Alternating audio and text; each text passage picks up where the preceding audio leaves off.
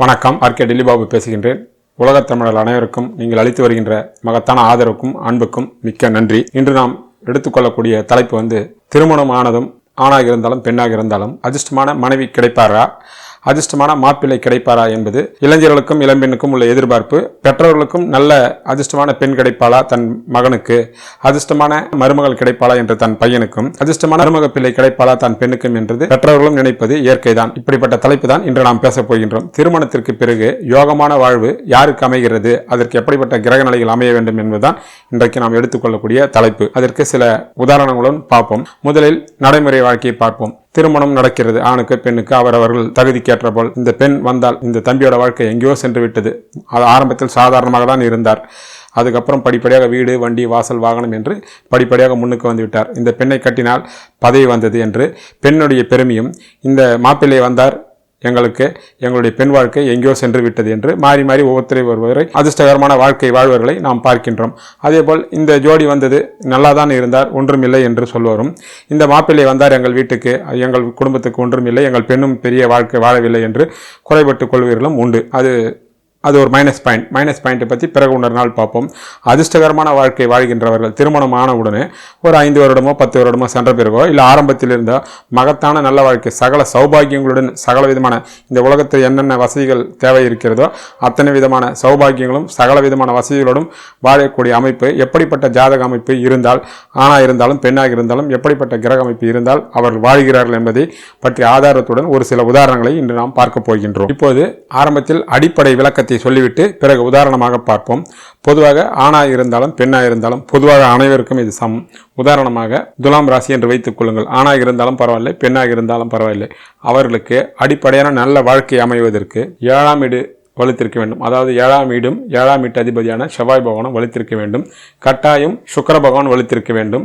குருவும் வலுத்திருக்க வேண்டும். இந்த அடிப்படை ஆதாரங்கள், அதாவது 7ஆம் வீடும் 7ஆம் வீட்டு அதிபதியும் சுக்கிரனும் குருவும் ஆணாக இருந்தாலும் சரி பெண்ணாக இருந்தாலும் சரி வலுத்திருந்தால் அவருடைய அடிப்படை வாழ்க்கை திருமணத்திற்கு பிறகு மிக மிக அற்புதமாக இருக்கும்.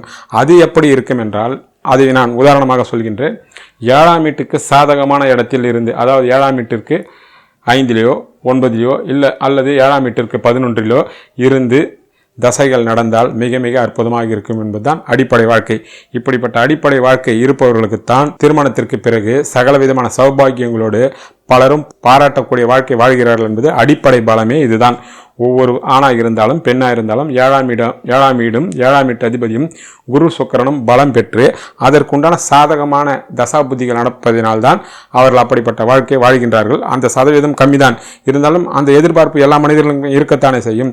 ஆரம்பத்தில் இல்லை என்றாலும் திருமணமான 10 ஆண்டுகளோ 15 ஆண்டுகளோ அல்ல பிற்காலத்திலேயோ இல்லை ஆரம்பத்திலேயோ வரும் என்று எதிர்பார்ப்பது இயற்கைத்தான். வந்தவர்கள் ஓகே, வராதவர்களுக்கு வராதா என்ற ஆசையும் இருப்பது அது இயற்கைத்தான். அது எப்படி என்பது ஒரு 4-5 உதாரணங்களோடு இப்பொழுது பார்ப்போம். முதலில் ஒவ்வொன்றாக பார்ப்போம். தனுசு ராசி, தனுசு லக்னம் என்று வைத்துக் கொள்ளுங்கள். 7 குடையவர் புதன் பகவான் ஆவார். அந்த புதன் பகவான் 10லே உச்சம் பெற்று உங்களுடைய ராசிநாதன் குரு பகவான் 4லே ஆட்சி பெற்று இந்த புதன் பகவானை 7ஆம் பார்வையாக பார்க்கக்கூடிய கிரக அமைப்பு இருந்து 11லே சுக்கிரன் ஆட்சி பெற்று இருந்தால் இப்பொழுது புதன் தசையோ அல்லது சனியும் 11லே உச்சம் பெற்று இருந்தால் இப்பொழுது புதன் தசையோ அல்லது சனி தசையோ அல்லது குரு தசையோ இப்படிப்பட்ட தசாபுத்தி காலங்கள் வருகின்ற காலத்தில் இந்த ஆணாக இருந்தாலும் இந்த பெண்ணாக இருந்தாலும் இப்படிப்பட்ட கிரக அமைப்பு உள்ள ஜாதகரோ மிக அனைவரும் போற்றக்கூடிய மிக மகத்தான நல்ல வாழ்க்கை வாழ்வார் என்றது தெளிவாக நீங்கள் புரிந்து கொள்ளலாம். அடுத்ததாக மற்றொரு ஜாதகத்தையும் பார்ப்போம். மேஷராசி என்று வைத்துக் கொள்ளுங்கள். ஆணாக இருந்தாலும் பெண்ணாக இருந்தாலும் மேஷராசியினுடைய அதிபதி செவ்வாய். அவர் மேஷத்திலே ஆட்சி பெற்றதாக இருந்தாலும் இல்லை 10லே உச்சம் பெற்றிருந்தாலும் வைத்துக் கொள்ளுங்கள். குறிப்பாக 7ஆம் வீட்டு அதிபதி 7லே ஆட்சி பெற்று இருக்கின்றார். மற்றவர்களுக்கு 7ஆம் வீட்டையும் பார்க்க வேண்டும், சுக்கிரனையும் பார்க்க வேண்டும். ஆனால் மேஷ ராசிக்கு 7ஆம் வீட்டு அதிபதியை சுக்கிர பகவான் வருவதனால் அதை பற்றி பிரச்சனை இல்லை. உதாரணமாக 7 குடையவர் 7லே ஆட்சி பெற்று இருக்கின்றார். குரு பகவானும் 9லே ஆட்சி பெற்று இருக்கின்றார். இப்பொழுது அவருக்கு 11லே சனி ஆட்சி பெற்று இருந்து சனி தசை நடந்தால் அல்லது புதன் தசையே நடந்தாலும் 9லே இருந்து இப்பொழுது 7ஆம் வீட்டிற்கு 5லே சனி ஆட்சி பெற்று இருப்பதினாலும் புதன் 9லே இருப்பதினாலும் சனி தசையோ புதன் தசையோ நடந்தால் இப்படிப்பட்ட கிரக அமைப்பு உள்ள ஆண் பெண் இருவருக்கும் மிக மிக அதிர்ஷ்டகரமான வாழ்க்கை அமையும். 7ஆம் வீட்டுக்கு 5 கூடிய தசை நடப்பதினால் எல்லா விதமான அதிர்ஷ்டங்களும் சௌபாகியங்களும் இப்படிப்பட்ட ஜாதகிக்கோ ஜாதகருக்கோ மிக மிக அற்புதமான பலன்கள் அமையும்.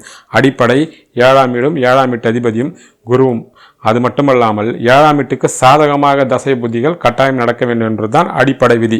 1000 தான் பலம் இருந்தாலும் 7ஆம் வீட்டுக்கு சாதகமில்லாத தசா புத்தி நடந்தால் தங்கு தடை ஏற்படும் என்பது நீங்கள் கவனத்தில் கொள்ள வேண்டும். அடுத்த உதாரணத்தை பார்ப்போம். மிதுன ராசி மிதுன லக்னம் என்று வைத்துக் கொள்ளுங்கள். 7 கூடியவர் குரு பகவான் ஆகின்றார். அவர் 10 ஆட்சி பெற்று இருந்தாலும் அல்லது 11 இருந்தாலும் ஓகே. சுக்கிர பகவான் 5 இருக்கின்றார் என்று வைத்துக் கொள்ளுங்கள். உங்களுடைய ராசிநாதன் 4 உச்சம் பெற்று இருந்து 7ஆம் வீட்டுக்கு சாதகமான புதன் தசையோ அல்லது சுக்கிர தசையோ அமைந்தால் மிக மிக அற்புதமான சகல விதமான சௌபாகியங்களும் வரும். ஏற்கனவே சொன்னது பிரகாரம் அடிப்படை 7ஆம் வீடும் 7ஆம் வீட்டு அதிபதியும் சுக்கிரனமாக சாதகமாக இருந்து 7ஆம் வீட்டுக்கு 10 11 7ஆம் வீட்டுக்கு 5 இருந்த தசைகள் நடந்தால் மேலே சொன்ன மாதிரி சகல விதமான சௌபாகியங்களுடன் மிக மிக அற்புதமான உற்றார் உறவினர்களும் இந்த சமுதாயம் பார்த்து போற்றக்கூடிய அளவுக்கு மிக மிக அற்புதமான வாழ்க்கை அமையும் என்பது மிக தெளிவான உண்மையாகும். மற்றொரு உதாரணத்தையும் இப்பொழுது பார்ப்போம். மகர ராசி மகர லக்னம் என்று வைத்துக் கொள்ளுங்கள். 7 கூடியவர் சந்திர பகவான். அவர் 5 உச்சம் பெற்று இருக்கின்றார். குரு பகவான் 3 ஆட்சி பெற்றிருக்கிறார் என்று வைத்துக் கொள்ளுங்கள். ஆக 7ஆம் வீடும் குரு பகவானும் சாதகமாக இருக்கின்றார்கள். இப்பொழுது 10 சுக்கிர பகவான் ஆட்சி பெற்று இருந்து இப்படிப்பட்ட தசை நடந்தால் 7ஆம் வீட்டிற்கு 4 கூடிய தசை 4 என்று நடப்பதினால் 7ஆம் வீட்டுக்கு 4 என்பதனாலும் அடிப்படையில் மகரத்துக்கு 10 கூடியவர் என்பதனாலும் சகல விதமான சௌபாகியங்களும் வீடு வண்டி வாசல் வாகனம் இன்ப சுற்றுலா ஒரு மனிதனுக்கு என்னென்ன தேவையோ அத்தனை விதமான சகல சௌபாகியங்களும் நடக்கும் என்பது தெளிவாக தெரிகின்ற உண்மையாகும். மற்றும் இன்னொரு உதாரணத்தை பார்ப்போம். மீன ராசி மீன லக்னம் என்று வைத்துக் கொள்ளுங்கள். 7 கூடியவர் புதன் பகவான். அவர் 4 ஆட்சி பெற்று இருப்பதாக வைத்துக் கொள்ளுங்கள். 10 குரு பகவான் இருக்கின்றார். 11 சனி பகவான் ஆட்சி பெற்று இருக்கின்றார். இப்பொழுது 7ஆம் வீட்டுக்கு சாதகமாக புதன் தசையோ அல்லது குரு தசையோ சனி தசையோ வந்தால் அடிப்படை பலம் ஏற்கனவே சொல்லியுள்ளேன். 7ஆம் வீடும் 7ஆம் வீட்டு அதிபதியும் பலமாக இருக்க வேண்டும். குரு பலமாக இருக்க வேண்டும். 8 சுக்கிரன் இருப்பதாக வைத்துக் கொள்ளுங்கள். இப்பொழுது எந்த தசை வந்தாலும் இப்படிப்பட்ட கிரக அமைப்பு உள்ள ஜாதகருக்கு திருமணமான புதியதிலே மகத்தான நல்ல வாழ்வு வரும் என்பது தெல்ல தெளிவான உண்மை. ஆக 7ஆம் வீடும் 7ஆம் வீட்டு அதிபதியும் குரு சுக்கிரனும் சாதகமாக அமைந்து அந்த வீட்டுக்கு சாதகமாக இருந்த தசா புத்திகள் நடந்தால் அவர்கள் சகலவிதமான சௌபாகியங்களோடு செல்வ செழிப்பில் அவர்களும் வாழ்ந்து மற்றவர்களையும் வாழ வைப்பார்கள் என்பது நிதர்சனமான அனுபவபூர்வமான உண்மையாகும். இப்படி நடக்காமல் போவது ஏன் என்பதை மற்றொரு நேரத்தில் பார்க்கலாம். நன்றி, வணக்கம்.